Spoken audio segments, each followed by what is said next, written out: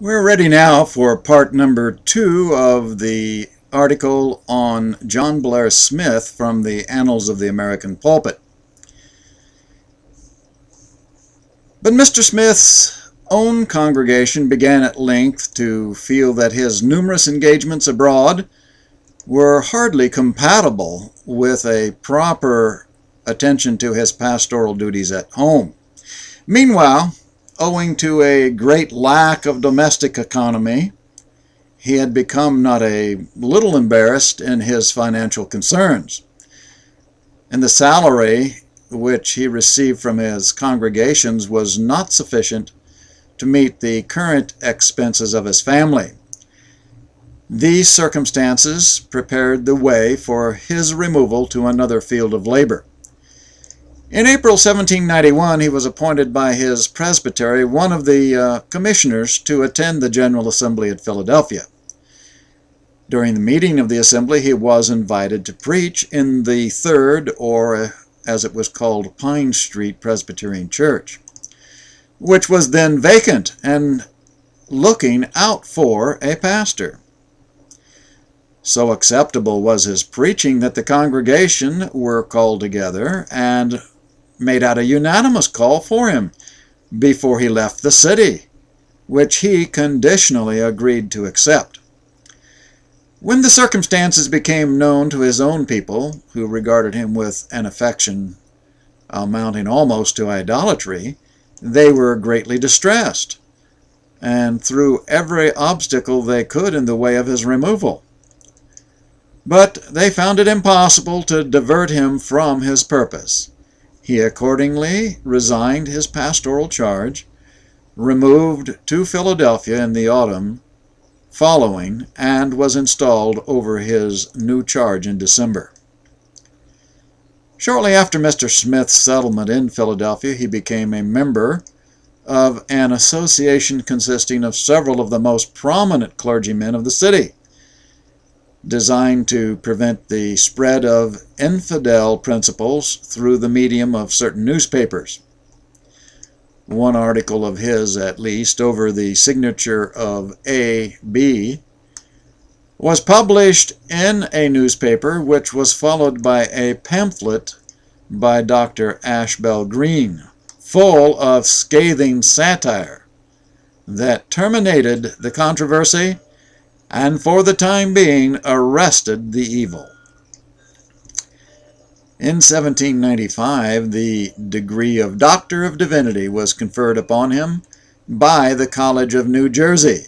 In the same year, Union College at Schenectady, New York, was founded, and Dr. Smith was chosen its president.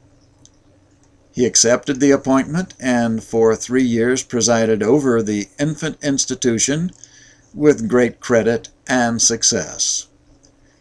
He then returned to his former charge in Philadelphia and was formally reinstated among them in May 1799. The following extract of a letter from Dr. Smith to Major Morton of Prince Edward County, Virginia, which is in my possession, discloses the reason of this last charge. Quote, "I suppose that my return to my former charge in Philadelphia will excite some surprise amongst my friends. However, it can be explained upon a very natural principle, without ascribing it to fickleness of mind. It is simply because I prefer being pastor of a congregation before being president of a college, and think myself better qualified for the former than the latter. And because I have regained that health and strength, the want of which only prevented me from staying in Philadelphia when I was there, it is true that I shall run a great risk in the present circumstances and prospects of the city. But it is equally true that my post would have been there, and I should have had my chance with the other citizens if the want of health had not compelled me to remove.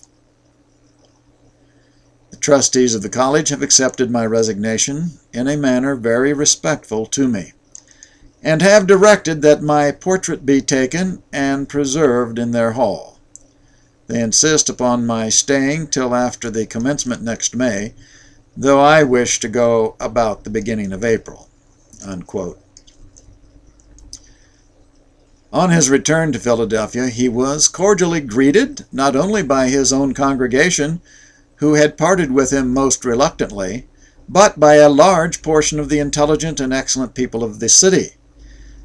But their joy was destined soon to be turned into mourning.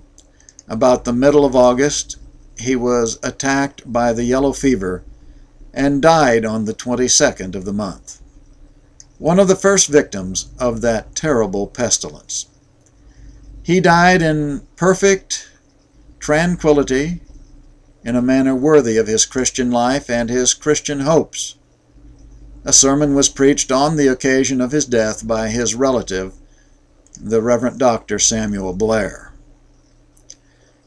Dr. Smith's only acknowledged publication was a sermon entitled "The Enlargement of Christ's Kingdom, the Object of a Christian's Prayers and Exertions," delivered in the Dutch Church in Albany before the Northern Missionary Society in the state of New York, 1797.